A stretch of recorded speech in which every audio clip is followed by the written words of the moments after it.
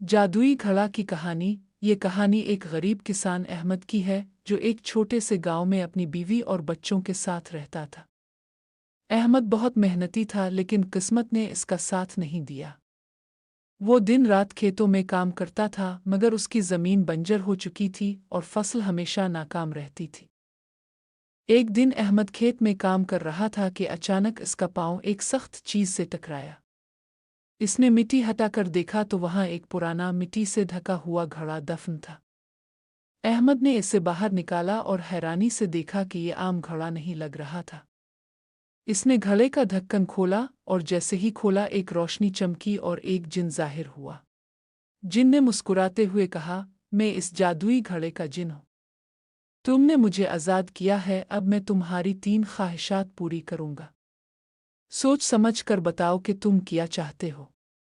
احمد بہت حیران ہوا لیکن جلدی سے سمجھ گیا کہ یہ اس کی زندگی بدلنے کا موقع ہے۔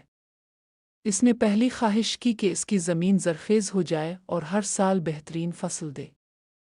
جن نے اپنی انگلی سے اشارہ کیا اور کہا، تمہاری یہ خواہش پوری ہو گئی۔ پھر احمد نے دوسری خواہش کی کہ اس کے بچوں کو تعلیم اور زندگی کی تمام سہولتیں میسر ہوں تاکہ وہ زندگی میں کامیاب ہو سکے۔ جن نے پھر اشارہ کیا اور کہا، تمہاری دوسری خواہش بھی پوری ہو گئی۔ تیسری اور آخری خواہش کے بارے میں احمد سوچ میں پڑ گیا۔